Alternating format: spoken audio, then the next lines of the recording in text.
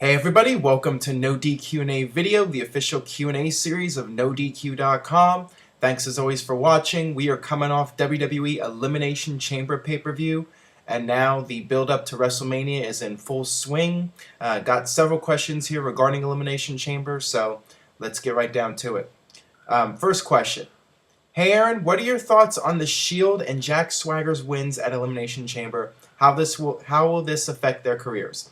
I've gotten a lot of questions about Elimination Chamber, obviously, my thoughts on the show, and let's start off with Jack Swagger winning the Elimination Chamber.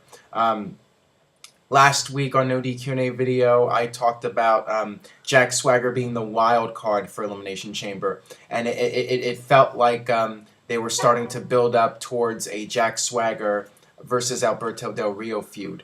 Now, I am surprised that Jack Swagger won and is apparently going to be WrestleMania to face Alberto Del Rio for the world title. I figured that it was a little bit too soon. I think that it might have been better to hold off and continue building up Jack Swagger. I mean, he just came back a few weeks ago, and people barely know who Zeb Coulter is. But I figured once he came out with new music and Zeb did the promo, I figured at that point Jack Swagger was probably winning. So it seems like WWE is hell-bent on giving him a renewed push now. Jack Swagger's got this new push, and WWE's gonna go with this this anti-immigrant storyline, and that'll play in with Alberto Del Rio. But yeah, I do think it's a little bit too soon. If it was me, I probably would have just gone with Randy Orton and had Alberto Del Rio versus Randy Orton at WrestleMania, even though Orton's still a face. I would have turned him heel and done that, and then continued to build up Jack Swagger, and then later in the year do Del Rio versus Swagger. But WWE's gonna do it now, gonna do it at WrestleMania, and it just doesn't feel like a world title caliber match. And you know what? I think regardless of who Del Rio's facing, the world title match is probably going to be either the opening match or somewhere early in the cards. I mean, it's going to get buried one way or the other. So, I mean, whatever.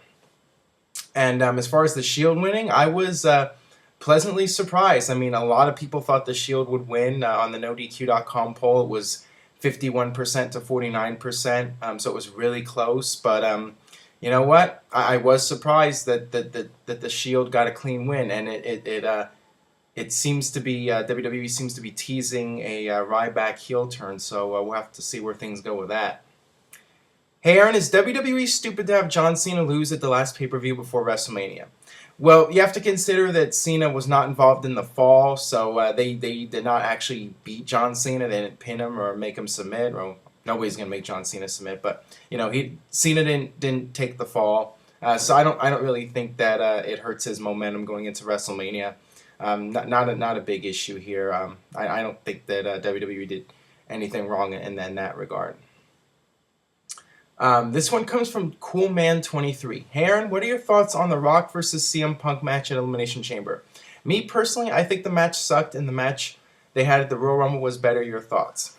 Well, it's hard for me to give a fair comparison here because I was at the Royal Rumble.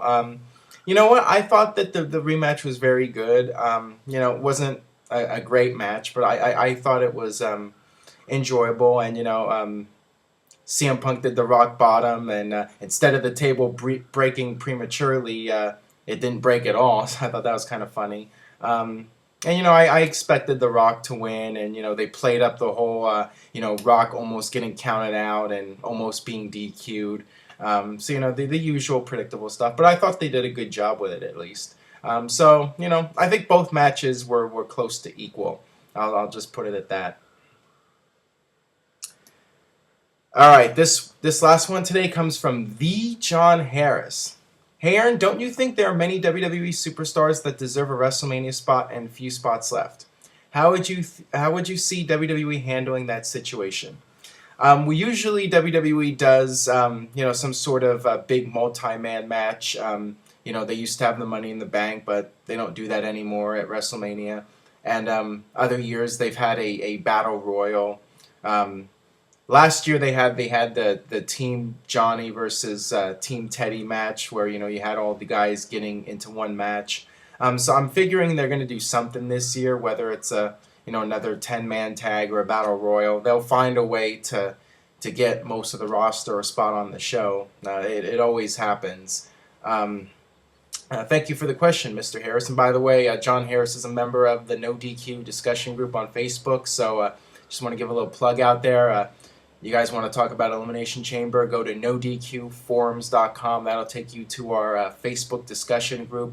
And you can talk about Elimination Chamber and Raw and all that stuff. So check that out. That'll do it for this edition of No DQ&A video. Like I said, thanks for watching. Subscribe, youtube.com/NoDQCAW. I really do appreciate all of the support. Keep spreading the word on Facebook and Twitter. And I will see you tomorrow for another edition of No DQ&A video.